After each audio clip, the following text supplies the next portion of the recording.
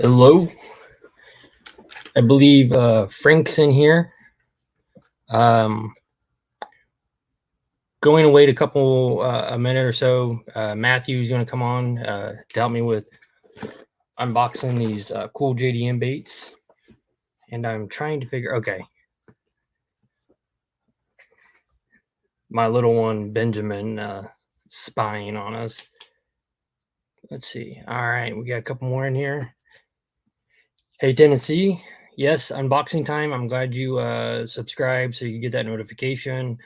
I had planned on doing this around 10 p.m. Eastern time, but I did have a father-daughter dance that ran over, and family comes first, even in overfishing.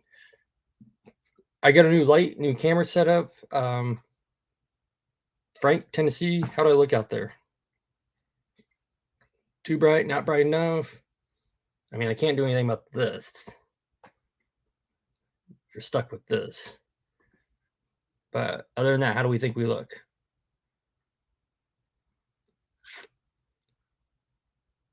Anybody?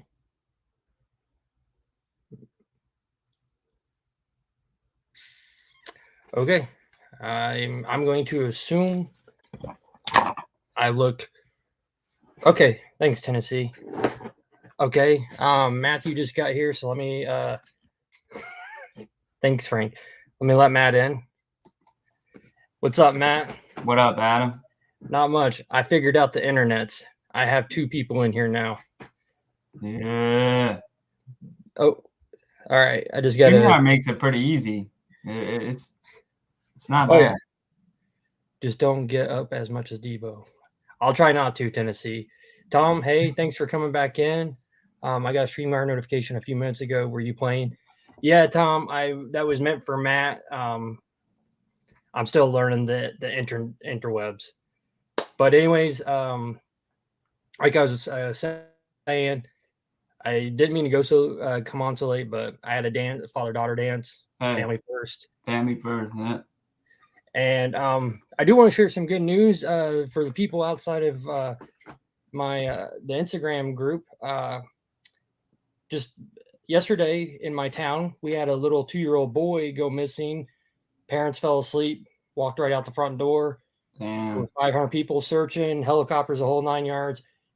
Thank the Lord, he was actually found this afternoon, unscathed. Yeah. So I just like to share good news because the world's full of bad news all the time. Let me turn this volume up. All right, Matt, you can hear me and everything good? Yeah. Everything sounds good, actually. Okay, let me turn you down just a little bit. All right. Well, we got 4 people in here. We'll just get started, and if people want to join in, great. If it is.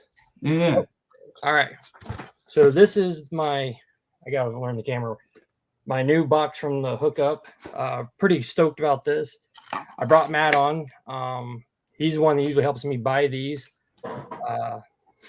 Tennessee already starting with the Vermont maple syrup. Love it. Frank, we've started a thing. All right. Anyways, so a couple days ago, the HookUp was running a really good sale, considering it being the HookUp Tackle. Yeah. So a couple of these baits were actually on clearance, and then most of the rest of them were 15 to 25% off, depending on brand. Yeah, it went up to like 30%, 40% on some, but mainly they were like 15 to 25%. Yeah, and I know for a while some of the brands like Megabass and them weren't even on the sale. What's up, Daniel? All right, so I'm just kind of getting through some of the things. Some of this Matt knows what I got, some of it didn't. So it was an expensive order, but there's not a lot in the box. I'm learning that's the case how JDM works. Yeah, that is it. 5 baits and damn near $100. Yep. All right, cool. So the first thing, we all know what these are. These are the Ike mini swim jigs. This is the bluegill color. You guys can see that okay, right? Yeah, there we go. Yeah. I ended up getting these in the 3/16 so I can throw these off my BFS setup. This is, I know this would kill Brendan if he was on here, but these are probably my favorite swim jigs. They just work, and they're the right size. They're compact. They look good. I want to try them. I've got I use, and they're one of the few companies that makes a swim jig in June bug. It's not common. You'll get a lot of maybe black and blues and stuff like that, or spray grass is a common one, but not June bug. Spray grass.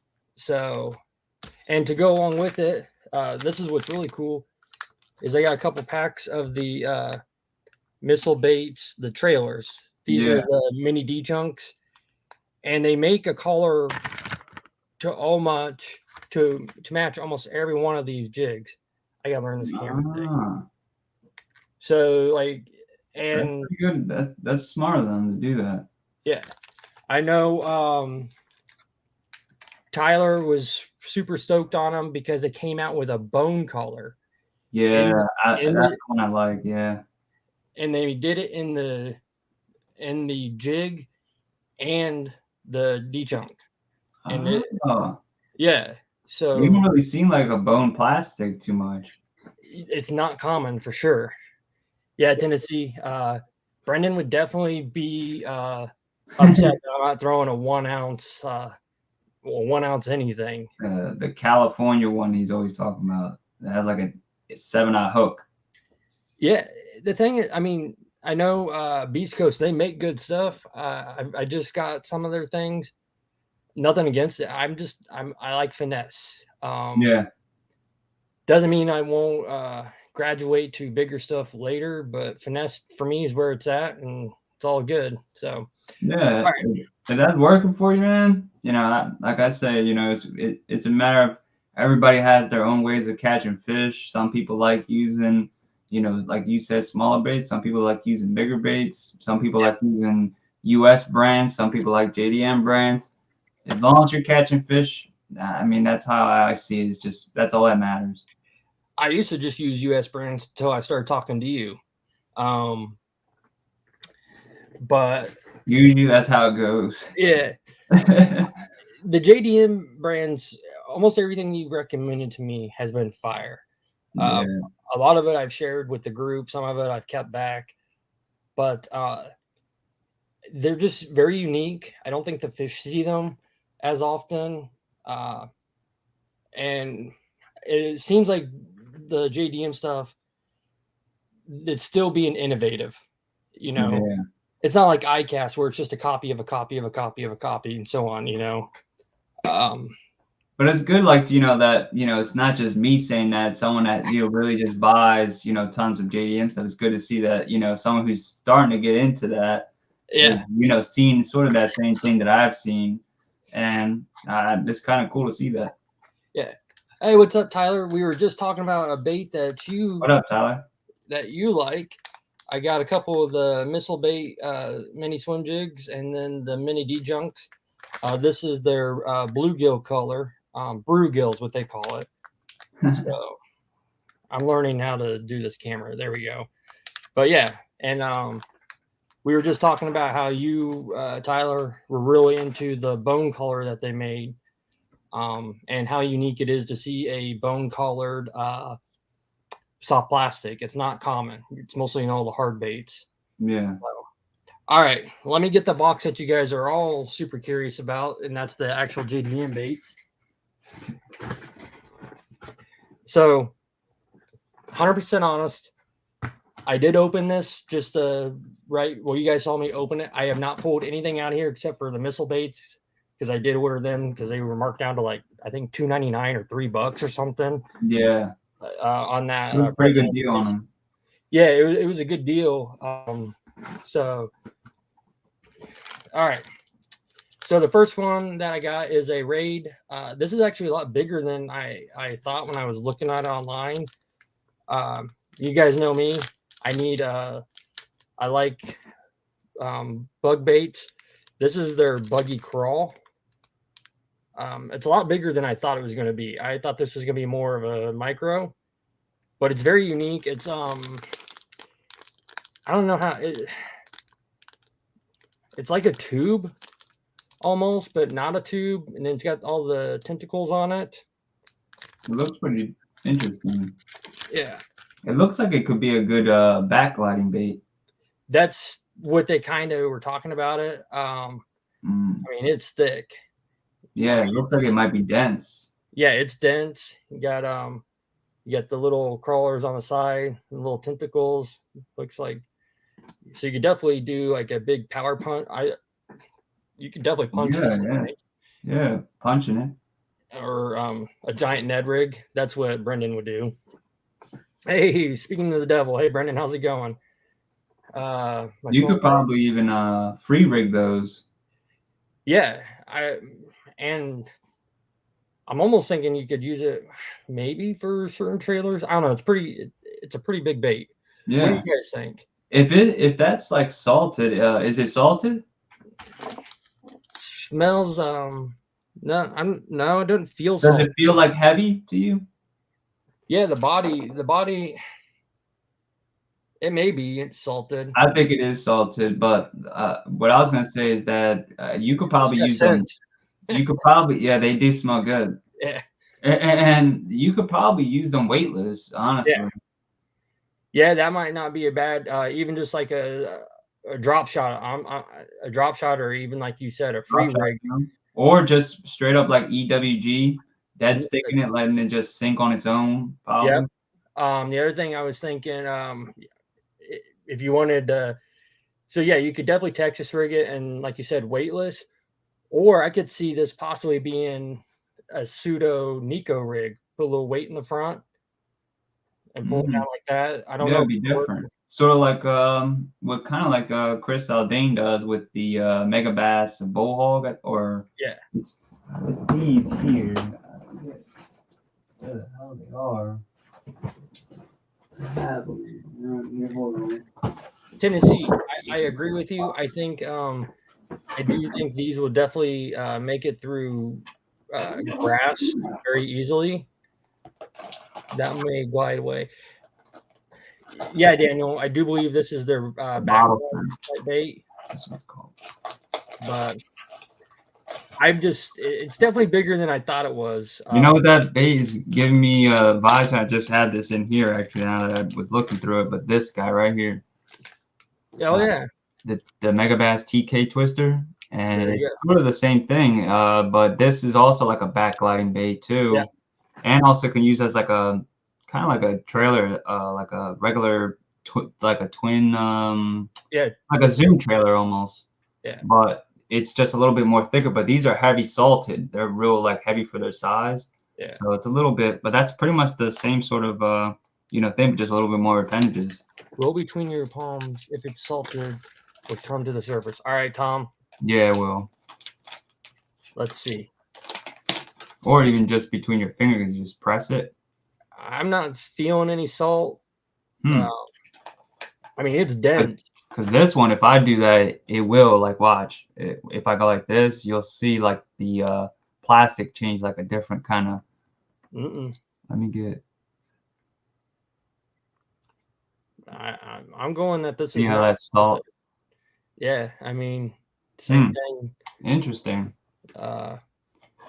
And there is also a few other companies that do something like that, where like depths, they were saying that the depth scat, the cover scat, like Ty was talking about, that it actually is not a lot. It's not that much salt that you actually think. It's a different type of plastic material that makes it a little bit more dense. But it does have salt, but it doesn't have as much as you would think that is literally causing all that weight. So I thought it was mainly the salt that was adding that extra weight, but that's not what Kenta said. He said that it's not just all salt that's making all that weight. So it was pretty interesting. So I will forewarn everybody now that I am going to slaughter every one of these names on the colors. This is Tinga EBI. I don't know if you guys can see.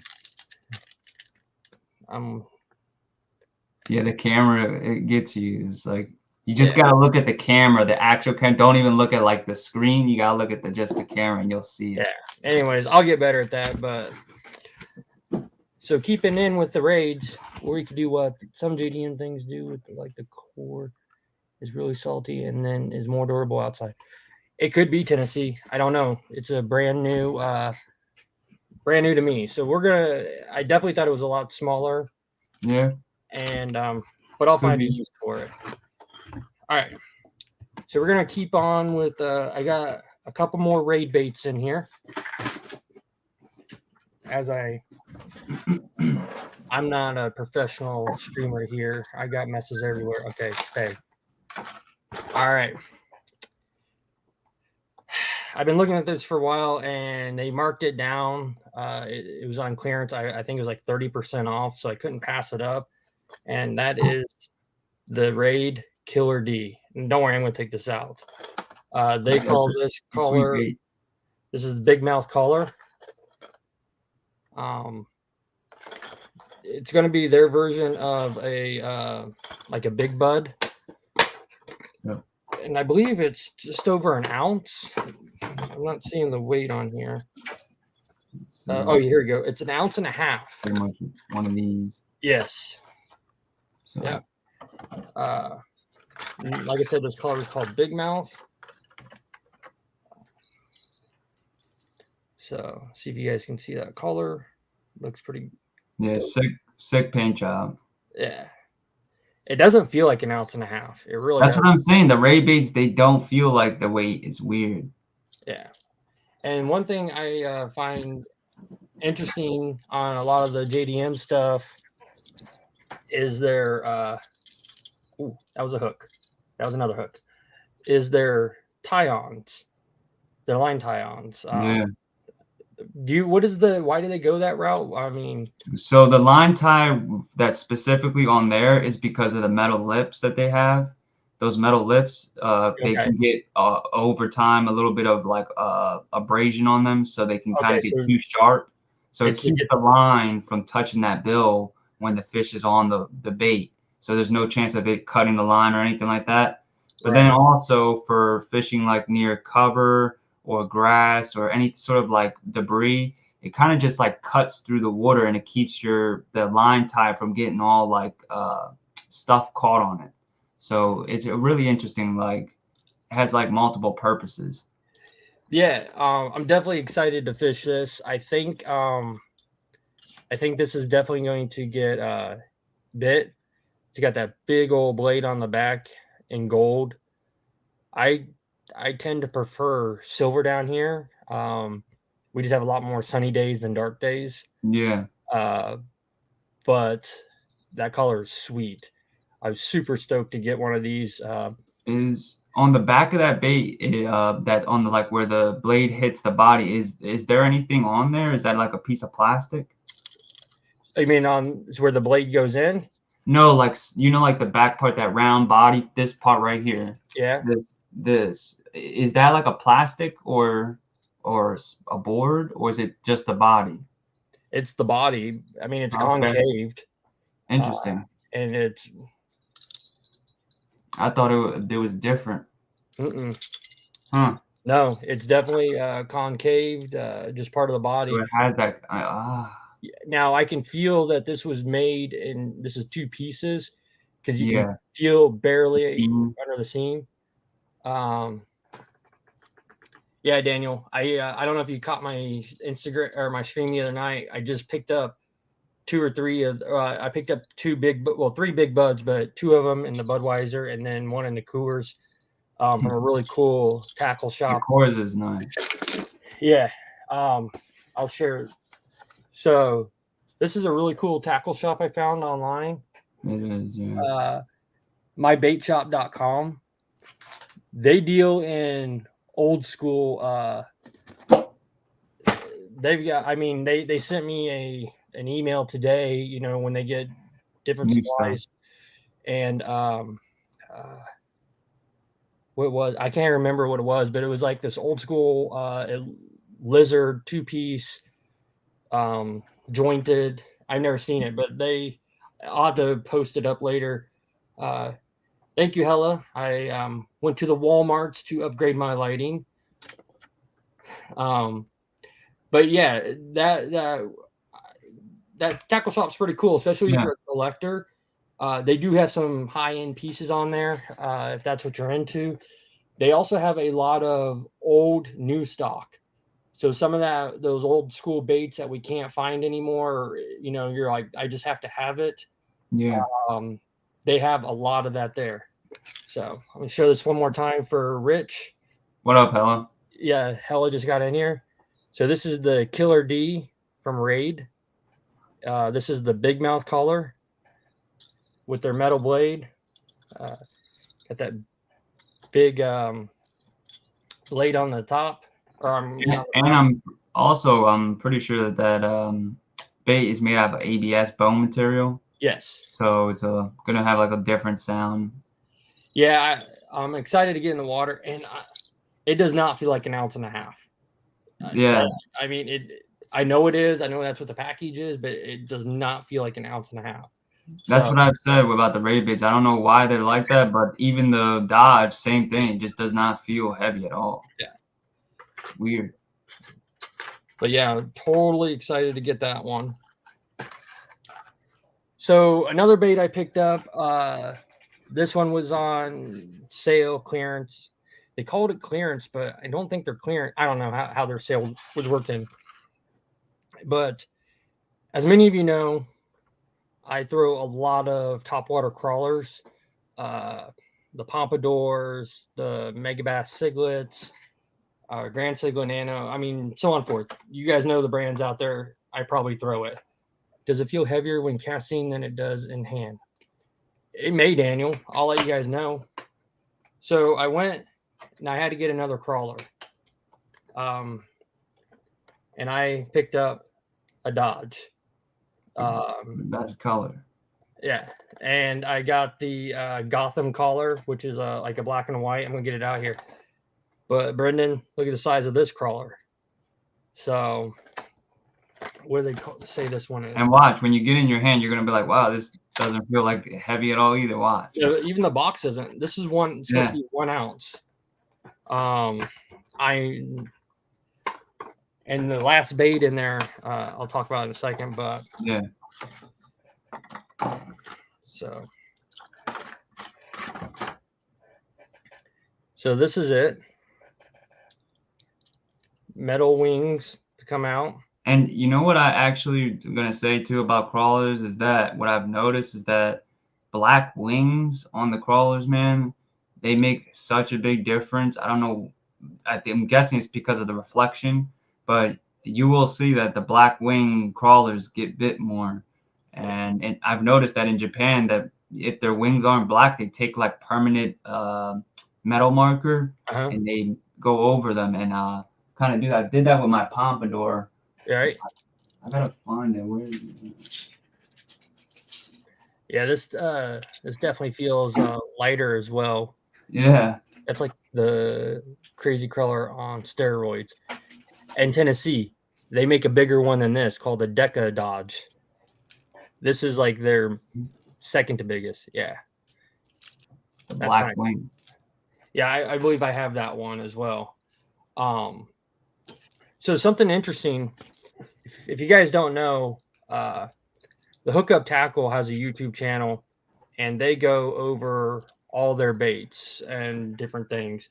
And I was watching one where they're talking about topwater crawlers, and they were talking about how some of these bigger crawlers are actually best suited for small ponds.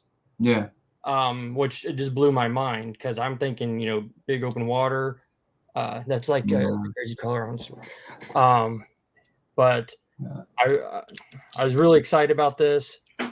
You got the feathered hooks. Nice line tie. Yep. Yeah. A little torpedo. Little tiny guy compared to that. Yeah. Oh yeah. And it's insane to think that they make a bigger one. The bigger one is really not talked about much on the head and one. That really either the head and bigger one. Yeah. And the head and older crazy crawler, this actually bait hadn't even designed this bait. Actually, it was Right. actually purchased from another lure maker who actually made them in his house. And in the beginning, they're actually the more rare ones.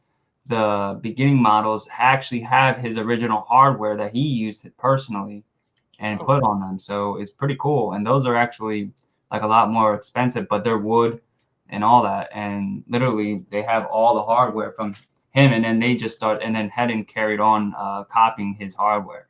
yeah, So and now the one that besides the Grand Siglet crawler, which is mine's yeah, still there, but I probably throw my micro pompadour the most, and it just gets destroyed. yeah, Um, but I really like this color. This is called the Gotham color. it is a good color, man. It transitions from solid black down to a bone. You can use So it at night or day. yeah, I'm pretty stoked about this lure. Um, Definitely gonna be one. It might be the next lure I throw, no matter And what when those condition. marabou get wet, man, I'm telling you, they just get like condensed down, and then it just like waves on the paws when you're just sitting there. Yep. It literally just waves back and forth. You don't even have to move it. So I will tell you that now I can't speak for this bait because I haven't thrown it yet. But the most success I have on the crawlers, and I was talking about this the other night in the stream, is I just toss it out there and let it settle. You know, all the rings go away, and it's Yep. just twitch, twitch, twitch. I mean, I like bug baits. We all know this by now. It's probably the most realistic, next to maybe a bumblebug, the way it creates a That more quiver. yeah, the quiver like a bug would. We've all seen water bugs and how they looks like they're walking on top of water. Yeah.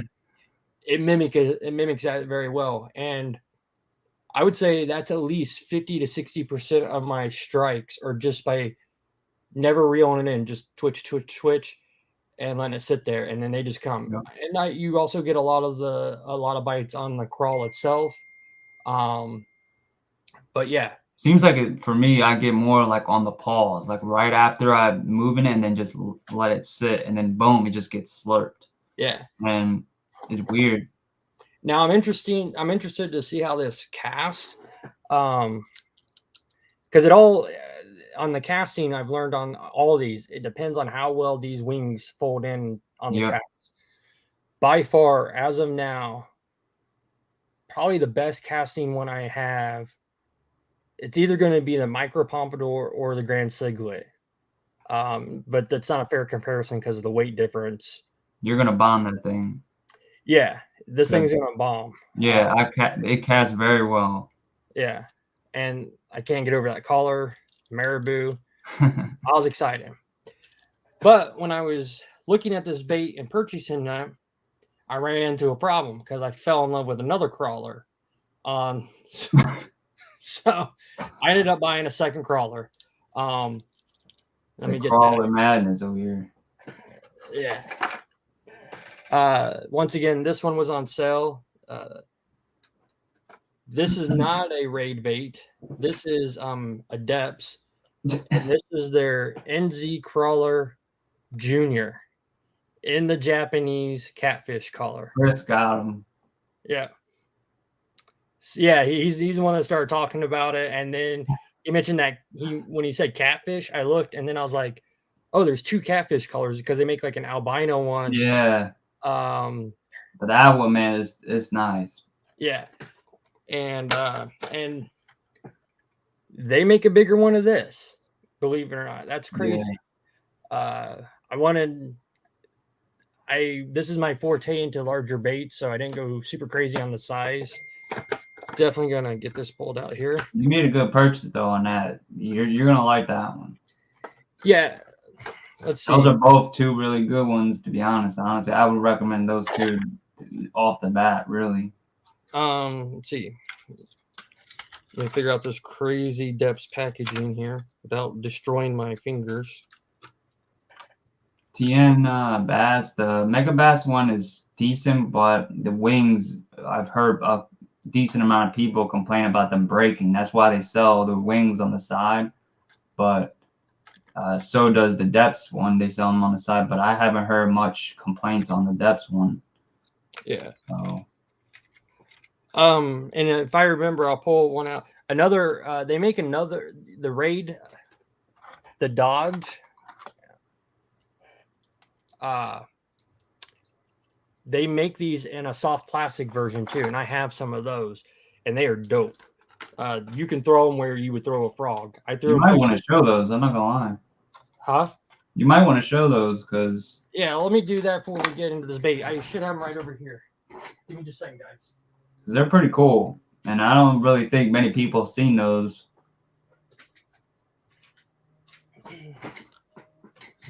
So I believe these come in 2 different sizes. I got the Micro Dodge. And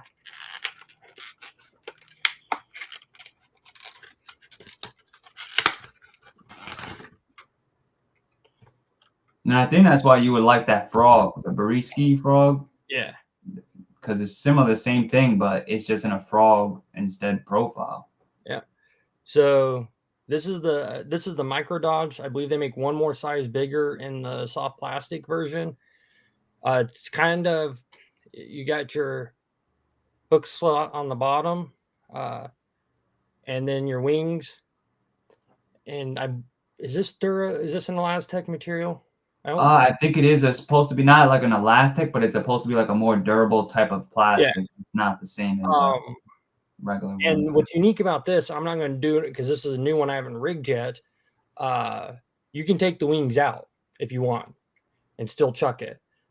You got a little bit of flash on the back. It comes like an eye bait. Yep. I don't know how well that's shown up, but yeah, what they recommend, I believe, is a 1/0 hook.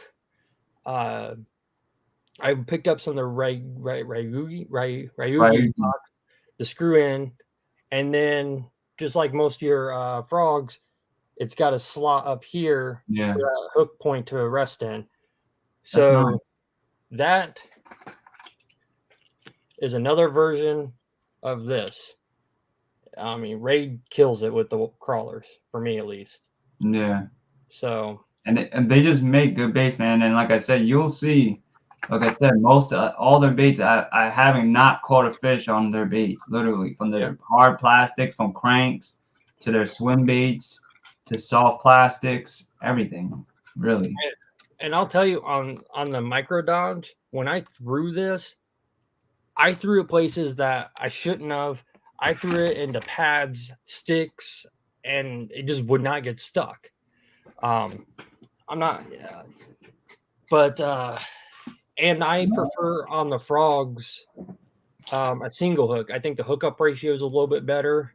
Yeah. All you have to do is not watch Randy's channel, unsubscribe, and forget he has a channel boom. You're a better. Dip your lures in peanut butter, Daniel.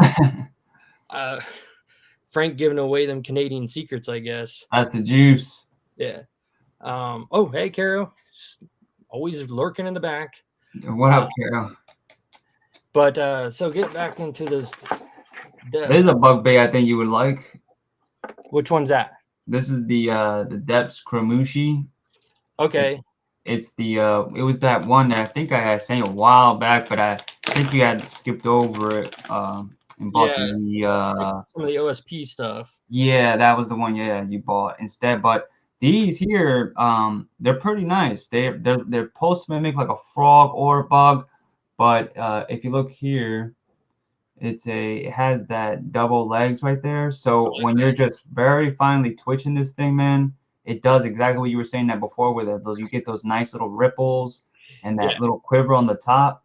And the main way that I was actually confused on how to rig these because they're so small.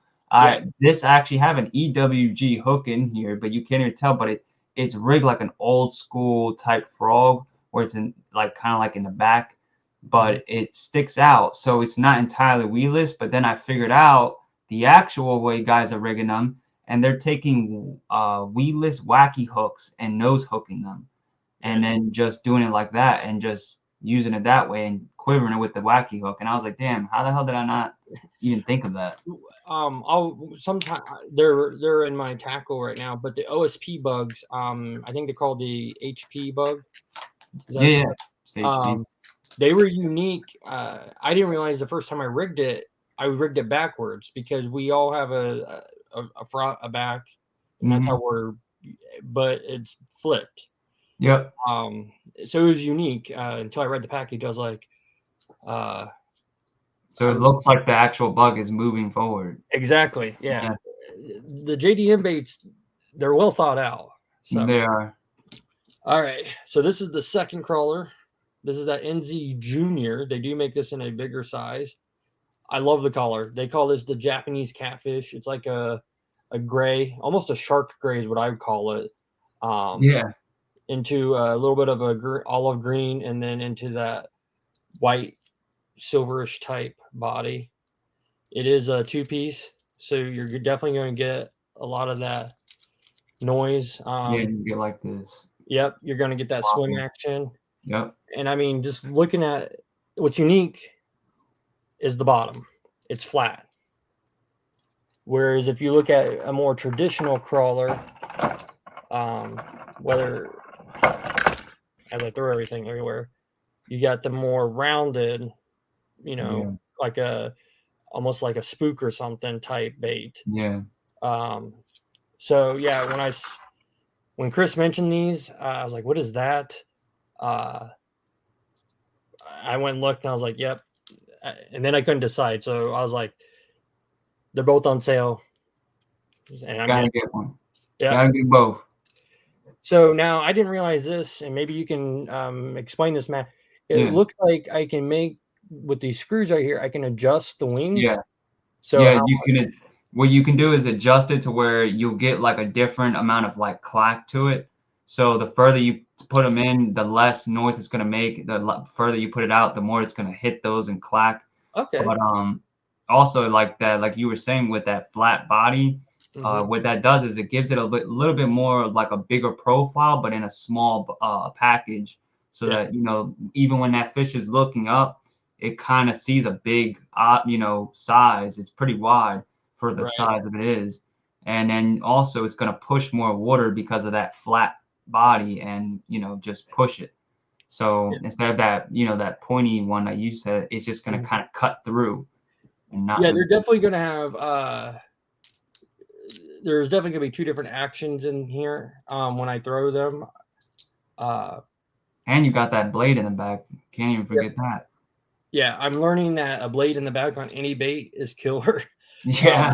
I've been throwing some other baits that are like that, and I wish more crankbaits were like that, man. Like you really don't. There's not that many besides like the head and big bud type baits. There's really, and the Nishine has one like this guy right here, the Chippewa, but it's in the middle or the front, so it's like not in the back. Yeah. So it's a little different. Yeah, the only other, I went crazy on the crawlers. I'm excited to throw them all, and even this one for depths, they don't feel like 1 ounce. Nah.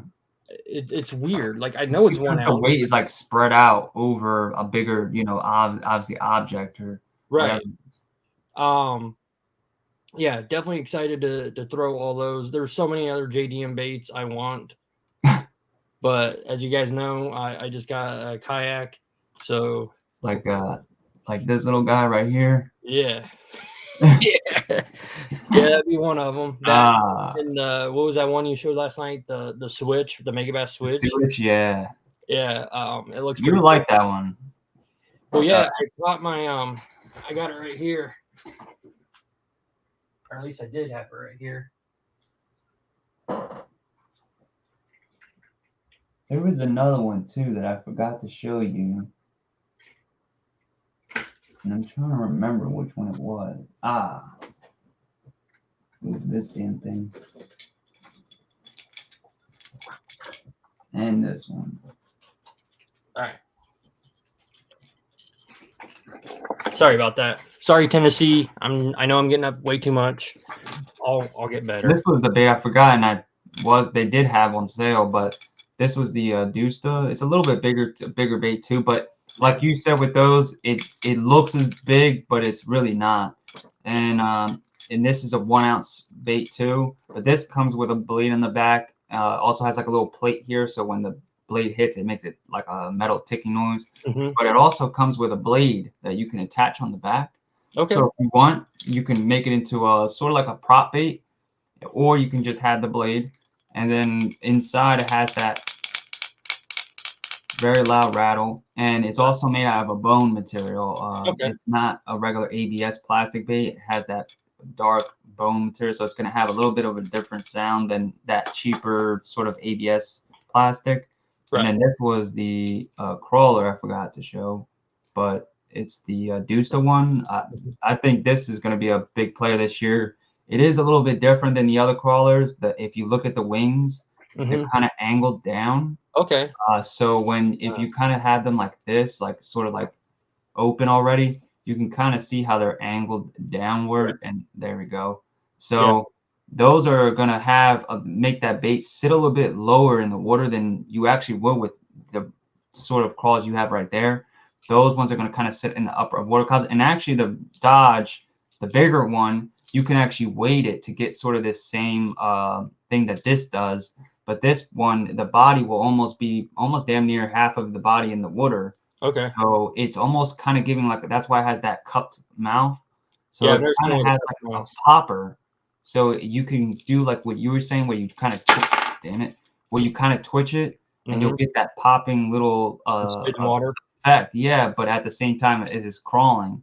Right. So it's a little bit different, but definitely one that if you ever get another sale, there will definitely be another one. I definitely recommend trying that one. But talking about the Megabass Switch made me remember this bait. Last year I went to Lake Okeechobee where I caught my PB. I don't know the weight on it. I just know it was my PB because it was huge. Yeah. And I caught it on this. I think we were just talking about this not too long ago. This is the Hardcore Nosy Junior. Yeah. That reminds me of this bait. Yep. The Buzz Jet, the Depths Buzz Jet. Yeah. Very similar. Actually, now that you showed that, I was like, what the hell? Damn. Yeah.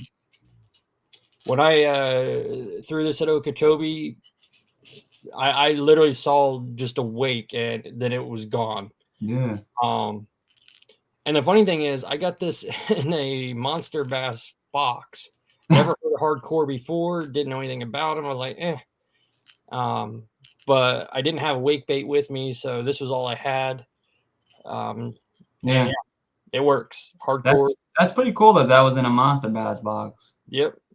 You got your little spinner on the back. So, but that's all the JDM baits I have. Now, if you guys are interested, I did get my tackle warehouse. It's not as cool, not JDM stuff. But I can go through that if everybody's wanting.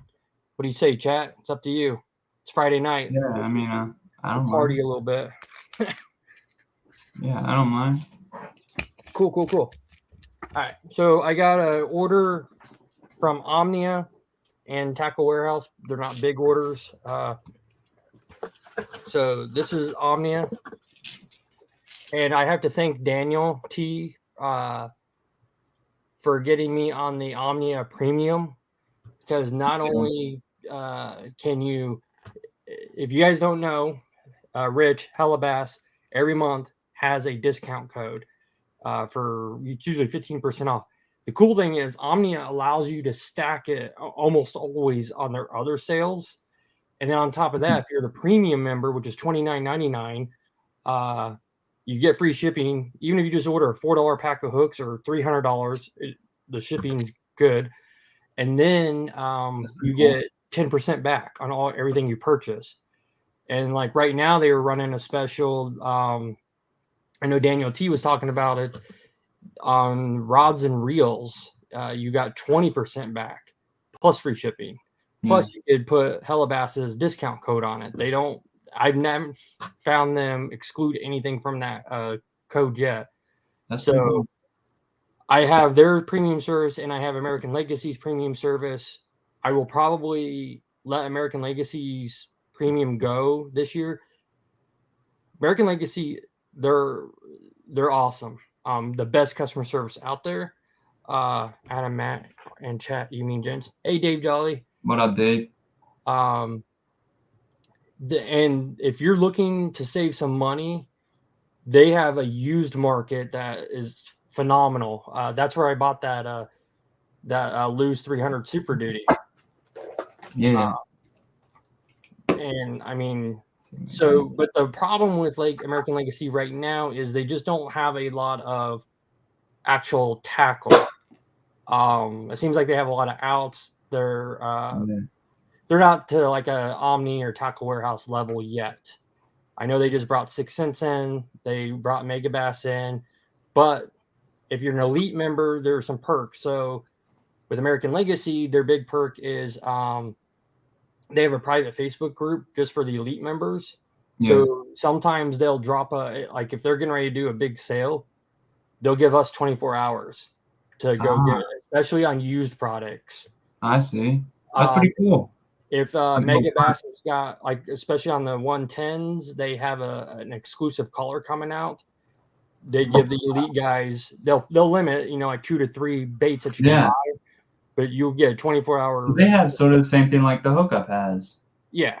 That's pretty cool. The other thing that the elite gets you, especially if you're a big Megabass fan, is once a month, they will send you their Megabass order form, like for the shop. And you can say, I want a 110. You can make your own order. Like if you're ordering for the shop, you pay for it, but you're guaranteed to get whatever that bait is. So it sounds like a pretty good, plan. I have nothing negative to say except they just don't carry a lot of tackle right now. So I always find myself going to Tackle Warehouse or Omni or somebody to get the stuff. The double points promo at Omnia right now is a good way to get Megabass and Shimano at a discount. Yeah, Dave. Omnia's got some double points going on. And like this, I bought a reel, got my points, and then I didn't pay. I took the receipt out. I paid like 62 cents.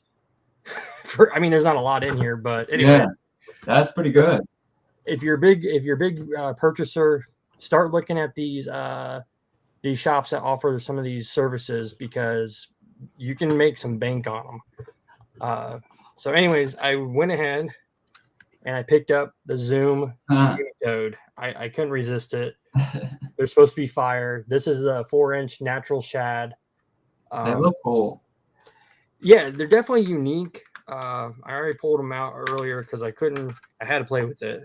Because I wasn't opening up the JDM stuff, so I had to play with something. On a buzzbait, I know those things will get smacked. Yeah. They're just their traditional toad body, toad body. Yeah.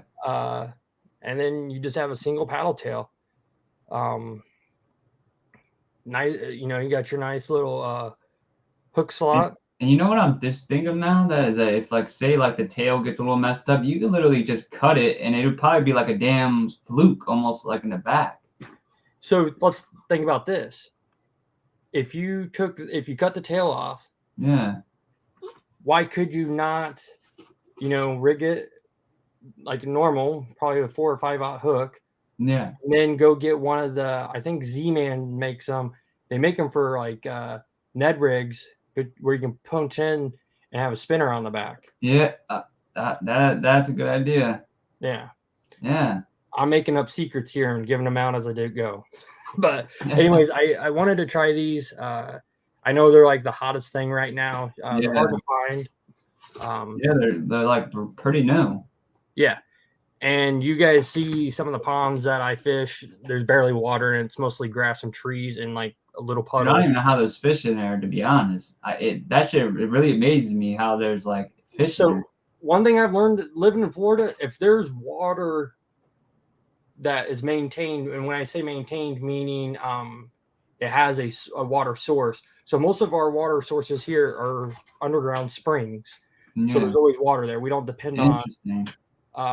So if there's water, you can guarantee there's fish, mosquitoes, and alligators.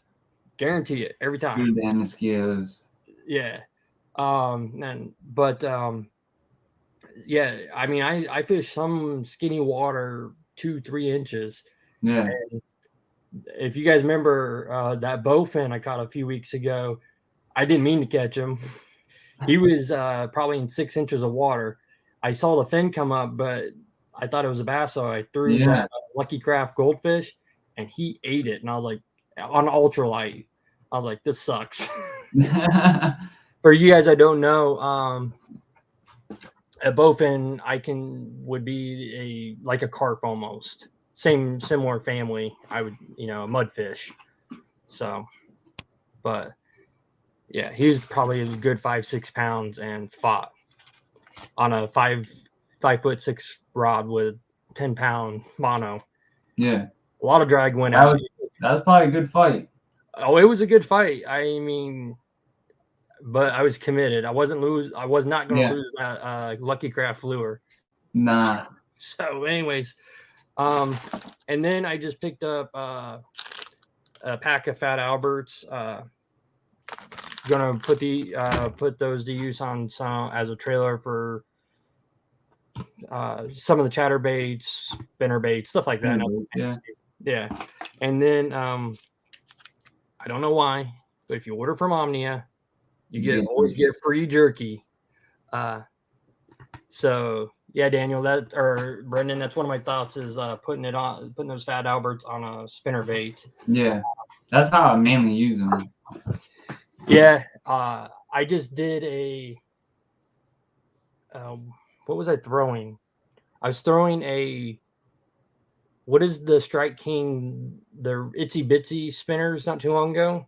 Yeah. I think it's called the Itsy Bitsy. And I think that's what it is called, yeah. And I had put the Mr. Crappie Meanie on it, whatever they call it. It might be the crappie spinner or something. I don't know. I think it's the Bitsy one, but I'm pretty sure. But yeah, Daniel, it's good jerky. I just don't know why they send it. It's weird. It's not, like if you order $50 from Tackle Warehouse. Yeah, it might be because they're like a veterans company. Yeah. Usually jerky and stuff is tied like with veterans and stuff. I have no idea because it's not even an option like I was saying with the Tackle Warehouse. Hey, do you want a free sticker? Yeah, it's just in the box. It's just in the box. I remember the first order I ever got from him, like, why would I order jerky? And then I went back and I was like, I didn't order it. So, all right. I know Tennessee, you wanted to see this. This is my Tackle Warehouse. Nothing super exciting in here, but some different baits. I do believe everything in here I've never thrown before. I have to credit a lot of me buying these baits to Adam Mira Fishing, Matthew in the group chat. But the weird thing is I ordered one thing and I've never had this happen at Tackle Warehouse. They said they didn't have it in stock. So they just put 0 on my order. They didn't refund me my money. I don't know what's going to happen. Maybe they have it on back stock. So until they get it, they're not going to ship it out. Yeah. That's probably what they're doing. Yeah. They just said they couldn't find it basically. The other thing is, as you guys know, Tackle Warehouse has 2 different warehouses that they ship out of. So I got my entire order, but one item. And I was like, So I have another item coming from California that'll get here when it gets here. That's so dumb. Sticker Mule sends you hot sauce with every order. I now have 3 bottles of it. Really good stuff. All right, Brendan. Yeah, those stickers you showed are pretty dope. I can't wait to get one. It might even make it on the yak. We'll see. Yeah, they do look pretty nice. Daniel, they don't always, but a while back they did some promotion with that jerky company. So what you're telling me, Daniel, is they just have an overabundance of jerky laying around to get rid of. Yeah, like just throw one in the box. Yeah. So, as I was saying, I fish a lot of water where most fishermen would just and ladies would just be like, nah. I spend more time pulling out snot grass, and I mean, there's literal trees and grass. And that stuff's a pain, man. Yeah. That is like the But I'm worst. getting better with baits that work through it, like Yeah. the speed worms. I was throwing the 7-inch Gambler turbo worms, and Yeah. they were getting destroyed the other day. It was a lot of fun. I've been throwing that That's that why you were looking for those like Z-Man turbo fatties and yeah because they have that swim and yeah, tail. because they're more durable. I was throwing Yeah. that one. What's that frog that has the spin blade on the back? The from the hookup you got me The on? Teckle No, not the Teckle. It starts with a or P. Batra X. No, it starts with a P. Um, Oh, you're talking about the one with the one hook EWG? yeah, Um, it's a Smith frog. yeah, it is a Smith frog. Damn it. How am I forgetting that name? But I've been throwing that lately, mostly just to irritate Jermaine because I'm catching frog in February. But they're active, man. My fish have they just came off bed. The Patufo. The Yeah, Patufo. Patufo. That's it. I have the Patufo Junior. But yeah, believe it or not, my fish were bedding a couple weeks ago. Yeah. But anyways, so to get better, to get into that nasty stuff and try to catch fish, I did pick up the turbo fatties. I was talking about it. Yeah. Gotta have June bug always. Z-Man, I have a love-hate relationship with. Love their plastics. I think their colors are decent, durable. I mean, I still have Z-Man minnows that I've caught 20 fish on it and it's still going. I hate rigging their stuff because that Elastec is a pain, especially certain rigs. Swim baits seem to be the worst because it's not just feeding it on, you gotta pull that and you gotta have a keeper. So I'm trying to figure out if anybody in the comments has a suggestion, the best way to rig these. Obviously it's gonna be Texas rig, but that Elastec doesn't work normally with the standard EWG because there's nothing for it to grip onto. Yeah. I do have those owner slim twist locks. Supposedly those I don't know if you've seen them. Yeah, I've seen them. They're designed for Elastec, or that's what they said. Yeah. So I'm gonna give that a try. I'd probably use those then. Yeah, I'm gonna try that. I know Z-Man makes their chin locks, I think is their version of an EWG. So but yep, got it in Junebug. And then you can maybe even make your own kind of keeper with like just some string and some thick fluorocarbon. Just put on like on the end of the end part of the EWG, right where that bend is. Yeah. And just wrap it up so it's sticking up so that it doesn't slide down. Yeah. I picked up them in plum as well. Plums are so if you ask almost anybody that talks about Florida, black and blue or Junebug, and that's true. Yeah. But plum is like that, is a secret color. Well, I don't know if it's secret, but yeah, it is a good color. Yeah, it gets like hit. A purple, blue. Yeah, if Junebug isn't working, I'll put this on and my luck will change. These are man. Yeah, there's salt in those. They look good. Yeah, I'm excited. My main reason with going with them is just that durability. I do need it down here, at least where the waters I fish. Yeah.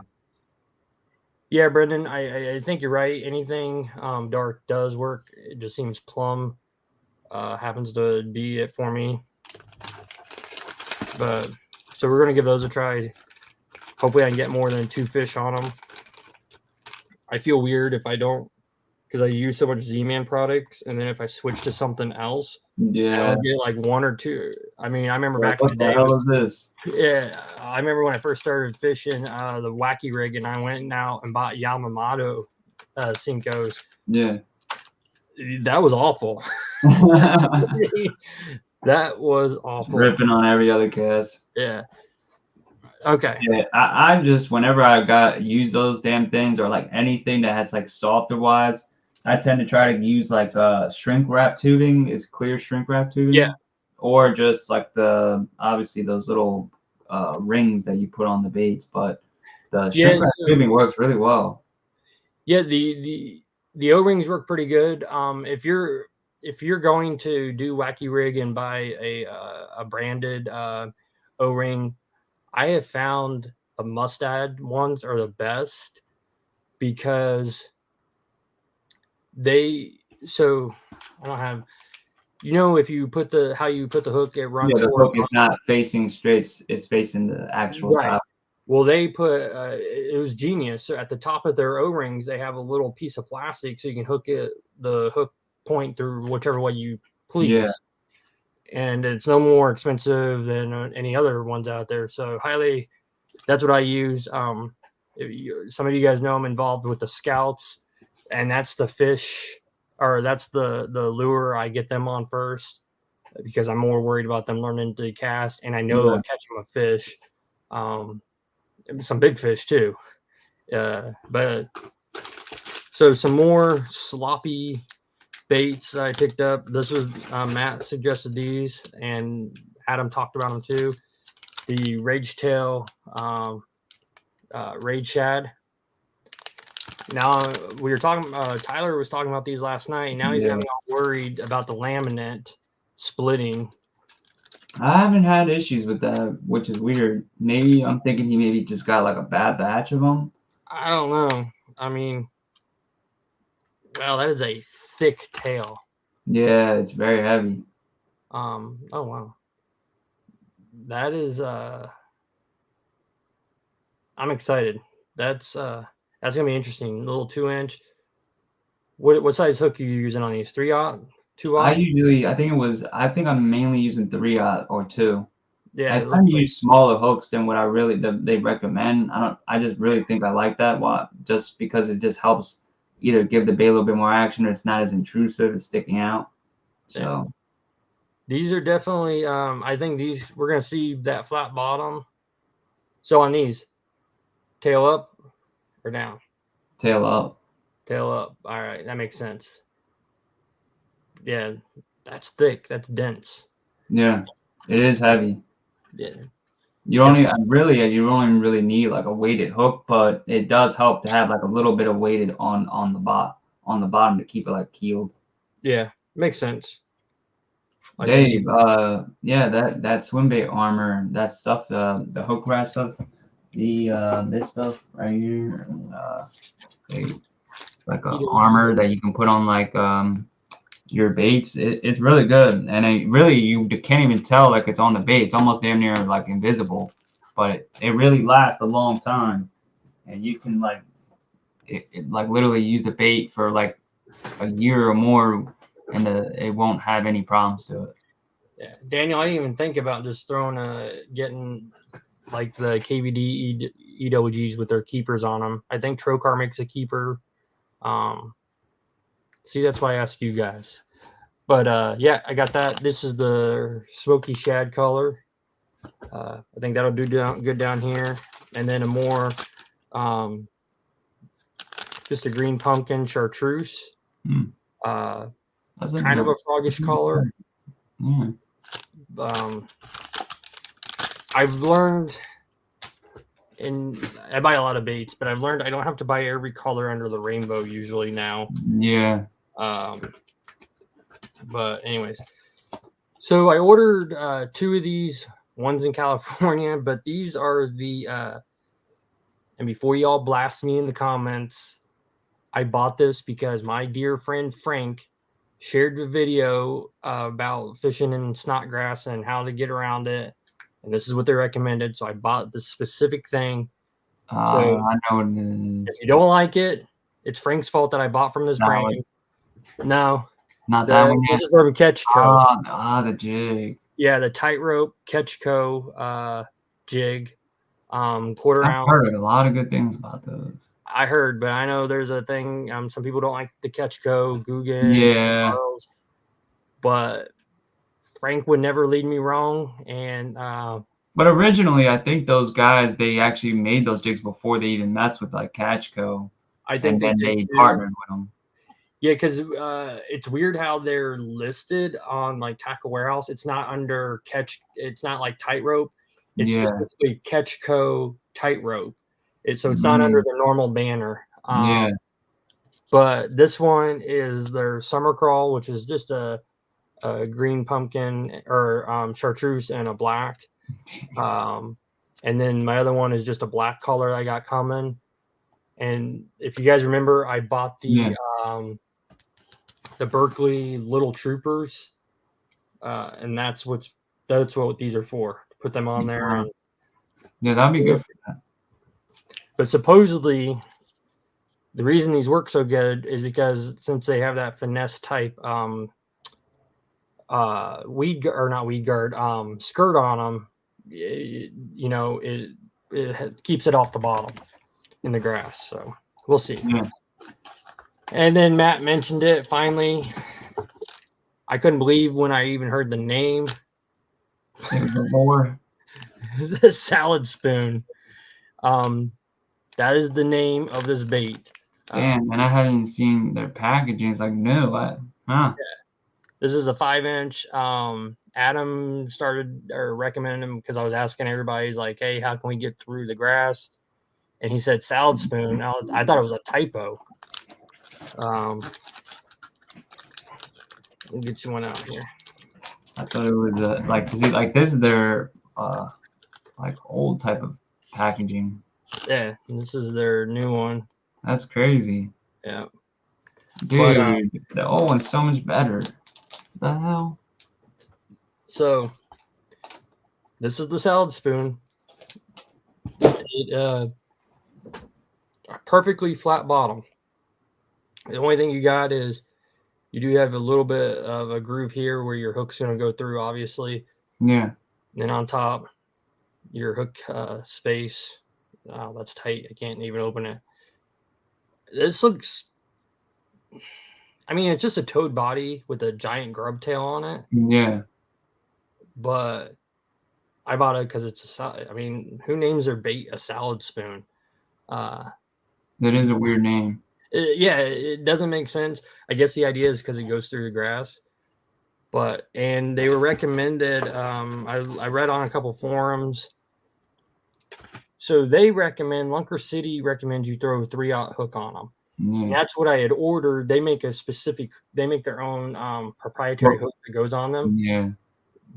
Tackle Warehouse can't find their hooks. So I didn't get those to try. I ordered them, but they didn't ship them. Yeah, that's the thing that they couldn't find. Yeah. But a lot of people said a 5/0 hook, twist lock hook is the way to go on those. So got a couple, I mean, you guys know what these are, a couple packs of those to try on there. And then I did picked up 2 more colors.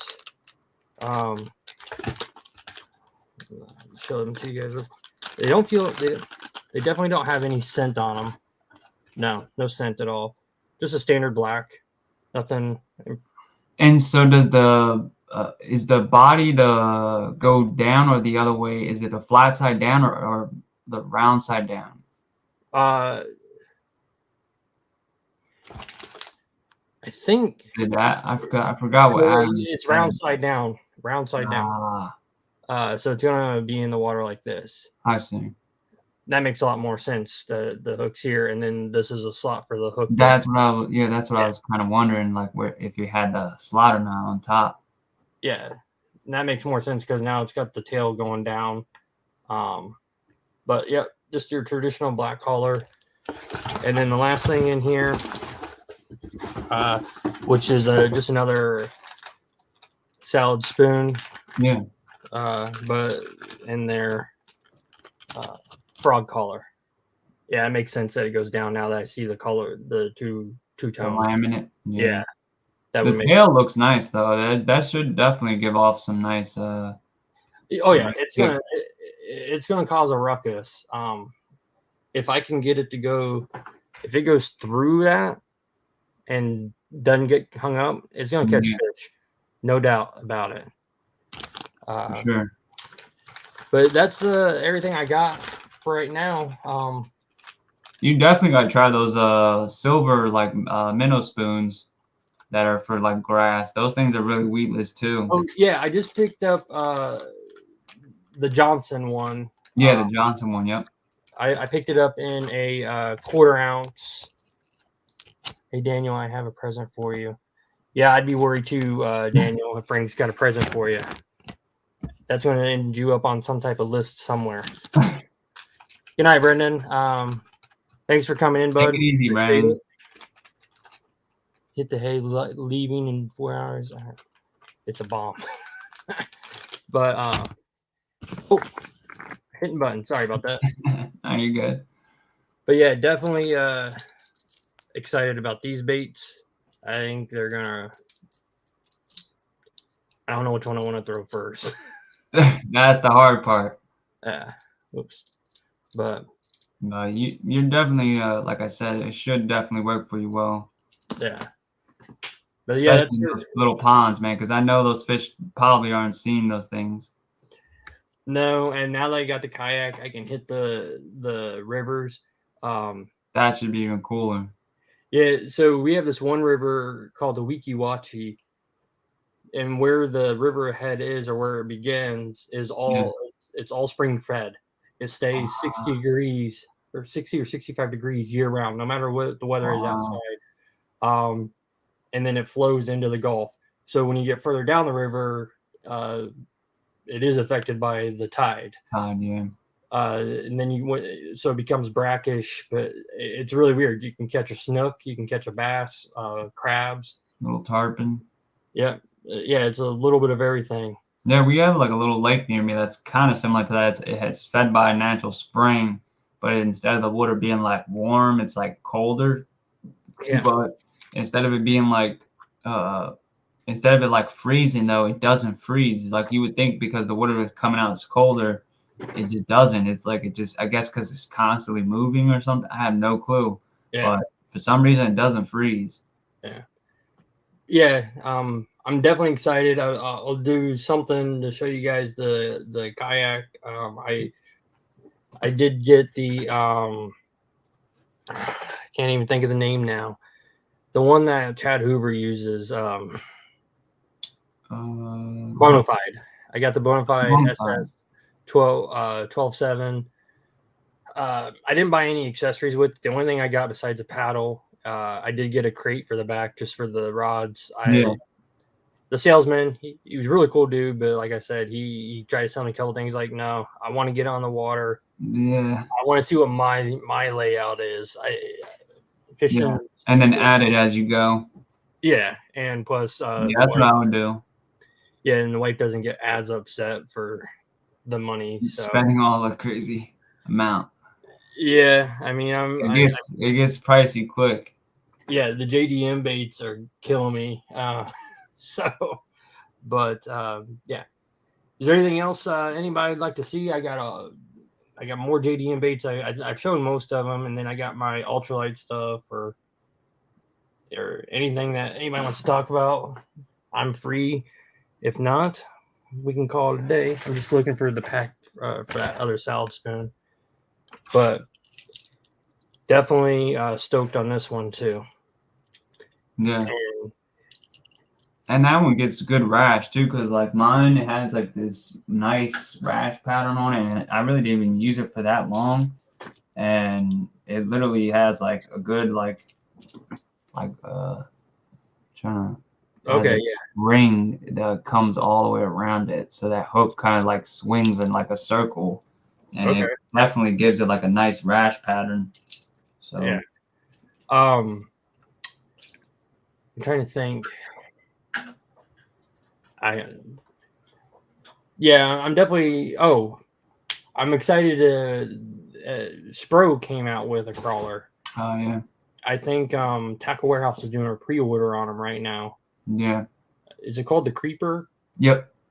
So, but yeah, Dave, I'm excited about the yak, and I almost bought an Old Town pedal drive, but I went again. I actually went into Dick's Sporting Goods to buy it. Like I was gonna buy it that day, and I stopped because they were storing them vertical, which most kayaks that wouldn't matter, except it's sitting on the rudder joint because those have a rudder. Damn. And I pointed it out to the manager, and he's like, oh. And so I called Old Town. I was like, hey, is this an issue? Because I know if I were to buy it and there was damage, I can't prove that Dick's did it, and they're going to void my warranty because they're going to say, hey, it didn't come from the factory like that. Yeah. I think when I explained it to Old Town, they ended up calling the Dicks and like, yeah, you can't do that. But so I passed on it just for that purpose, and then I did a little bit more research. And the reason I went away from the pedal is because that prop, I just know it's going to get stuck in the grass. Weeds. Yep. And through research and talking to other people that are more knowledgeable, they're like, yeah. And I know on my bass boat, my Minn Kota, it eats up grass a lot. Yeah. Yeah, Frank, thanks for popping in on the Old Town Facebook group and throwing me under a bus. But anyways, so I didn't want to do that after because they're like, oh, you know, the diehard Old Town fans are like, oh, you just pull the pedal drive out and clean it up. Well, I don't want to do that every 10 minutes. I want to fish. Yeah. And the only other solution if I went with a pedal drive was a Hobie. And now you're starting out at 4,000 or 5,000. Yeah, just starting out. And I was like, I ain't doing that. And then if you want reverse, that's another whole ball game. So that's so stupid, I think. Well, they have a unique drive system that they can get away with it. Yeah. I know they're popular. I believe that's what Aggressively Average Anglers uses. I think they both have Hobies. But I think it's just like give one, you know, drive, just one that can go back and reverse and forward, and that's it. Don't freaking have one that's crappier than the other. Well, I think from my understanding is they designed the original and they couldn't figure out the reverse because they're flippers. And then later on they figured, so you had to like pull a string. It was an angle it. Yeah, and you had to flip it. Yeah, it had to physically turn. Yeah. And then the new one, I believe they call the Mirage 360 drive, is when they were able to, you could just do it with the pedals. Yeah, no, I mean, all around. It's a cool drive because, I mean, they hit something, they flip up, but yep, no weeds. Yeah, nothing. But you're starting to, I mean, that's a down payment on a. And what I never understood is why they don't just go and like make like a universal one that other kayaks could then buy and then put into their, you know, kayaks that maybe use a pedal drive. Yeah. But then at that point, then they would probably lose customers who are just going to buy their yaks to use that, you know, specific drive. So yeah, and I think Hobie's definitely directed towards a different section of customers. Yeah. It's definitely a high-end product. But let's be honest, boats, kayaks, all that it's all luxury. I mean, everything that we all have or do is a luxury item to begin with. Yeah. But so yeah, I went with a Bonafide after talking with Chad Hoover, and the fact that I can upgrade it over a while, but you can put a prop motor on it, or a trolling motor on it. Yeah. They make a bow mount, so I always have that option down the road, so I don't have to paddle. But yeah, definitely gonna do some videos on that. Hopefully, I can get that in the water Sunday. Get me out to some bigger fish. More access to waters is the goal with that, and leave the bank. Cool videos. Yeah, I love my bass boat, but by the time you do everything to get it going, you're tired. Yeah. And it's like a chore. It is, and the fuel, you know, we have to run That's all yeah, 3, and then the maintenance. So, yeah. and now that you can get spot lock on a kayak, if you guys don't know what spot lock is, it's on the trolling motors where you just push a button and it just holds you right there. In that spot. Yeah. Yeah, but that's pretty much all I have tonight, Matt. I really Yeah. appreciate you coming on. Yeah. No problem, It was a dude. lot of fun. Guys, I hope I feel like I'm getting a little bit better at this. Got my setup a Yeah, little man. bit For the here. first couple of streams, you're pretty good. Yeah, I appreciate And the that. lighting is decent too.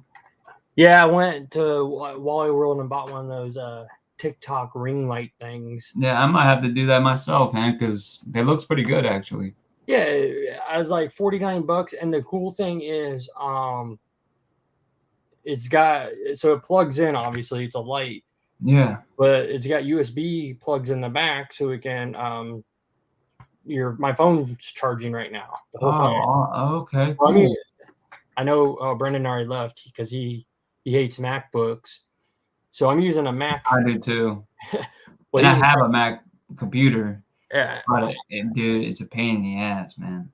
But the cool thing is, I'm using my MacBook to stream, Yeah. but I'm using my iPhone as my webcam, and there's no wires. It just when they get so That's close, really cool, man. yeah, when it gets close, it's like, hey, you want to use your That is iPhone? the benefits of Apple, man. I will say they do have some good, cool features. Yeah. So, and then I downloaded the Yard Stream so you guys could all know. But Yeah. I really do appreciate you guys all coming, supporting me, Yeah. trying to get better. And guys, remember, because my son will kill me. When I hit 100 subscribers, we're going to be giving away a Rat Benny. This is the Oh, mink color, which is kind of like a green pumpkin speckled with black. yeah. So That's a cool little bait. yeah, Thunderhawk makes them. Have you actually used those yourself? No, so I've thrown their. I happen to have it here. I've thrown their water bowl, Ah, which is their jointed one with the that's tail. the clay bait one, right? Yeah, And yeah. then so you haven't used the Thunderhawk one at all? Yeah, this is clay bait. And then I always get a mix, but no, I haven't used the Thunderhawk one. Ah, But I've used the clay bait one. I've had a lot of followers on this. you might like that Thunderhawk one. I'm not gonna lie, you might want to try one. Yeah, Cause I've got them in every color. So they were running some promotion. definitely I got definitely way time it. You would like that because they're really called Scram. They're actually Rago Bates had made one a long time ago that was like similar to that, and they get bit, man, especially in ponds. I know a lot of guys. I love yeah. them for smallies too because they have like that tadpole look. So Right. they really get eaten really well anywhere that has like a lot of frogs and even rats or maybe like water like you just said the waterfowl or waterfowl, Water but bowl. water bowl. There you go. Those guys, they're like pretty much like a little tiny mice that loves to be near water, and Yeah. we And have a ton of them here. The trout love them. They eat them like crazy. I know Clay Baits, they make they do make a mouse or a smaller version of this, Yeah, and yeah, then they do. they just came out with in the last year, I think they call it the baby possum, so it's more of a possum body. No, the Uh, baby possum one is the old one they actually had for like the beginning. but they just came back out with it, and Yeah, but they're wood, they're yeah, handmade, so they're like $145. yep. Uh, Those are actually the resin ones. They look like wood, but they are resin. But okay, they did have them like discontinued for a yeah, while, and then they brought them back. But that's like one of the most like original like besides from a few others, it's like the original like rat wake type bait that was really popular. And some guys swear by them to this day. Like they say that it's their favorite rat to use is the baby possum. and then I got the Spro Rat. Now I think it was Brendan that was telling me that the new ones that are on the market now are different Yeah. in what they're made of. He said they're supposedly not as good. I don't know. I don't have anything to compare it to, but I picked up the real little one. I think I have a 30 and a 40. Yeah. But I like the fact that I can throw the 30 on a spinning rod, you know. And I get a lot of followers on those big wake baits. I haven't had anything hit yet. So I just got to figure out the retrieve on them, what they want. And I then might have to send you a link to some bait that's on Tackle Warehouse, and I've seen a couple reviews from Florida saying that they caught like massive fish on it. yeah. And then a lot of fish. I know Fish Lab came out with a new one, but I'm not. I guess it's, I don't know, the one with the Yeah, the props. Yeah, the tail's different. Not sure about the material though. Yeah, I'm not sure, Dave. Brendan said something about him passing on the Spros. Something about foam. I don't know. He geeks out on that bait making stuff. I just open up a package and throw it in the water, but not the package. I know Brendan is a big take your tail off type guy. Yeah. I don't know. I get it. I get what he's saying about short strikes, but it just and you also get a little bit harder of a clack if you take the tail off. Yeah. And he mentioned something called booty shakers, which I'm assuming is just like it's that little ball that you put in the back and it rattles and it makes like a little clacking noise. Where do you get those? That's where Sack Pig he sells those. Okay. He's like a rat builder, but he sells those like accessories separate. Okay. So it's kind of cool. I did want to show you guys one thing. It's a Florida thing.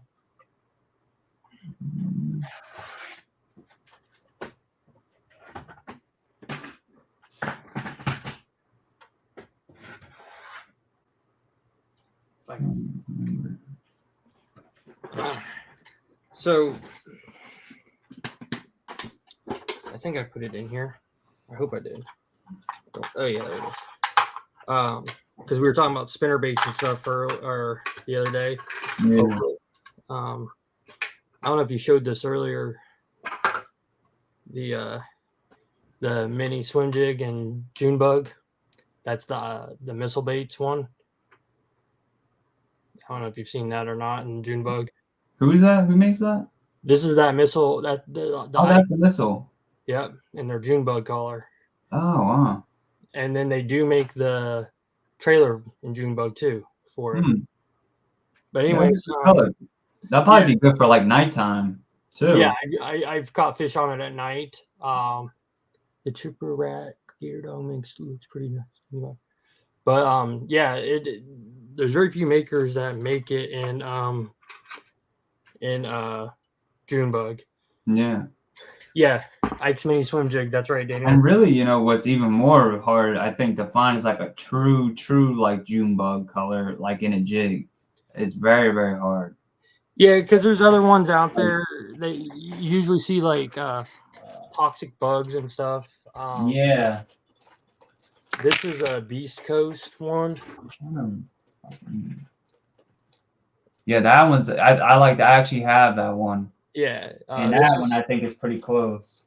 Yeah, it's pretty close, but it's still got some green pumpkin and things in it. Yeah, I do like they add the flash to it, so that's nice. But yeah, I wanted to try those out.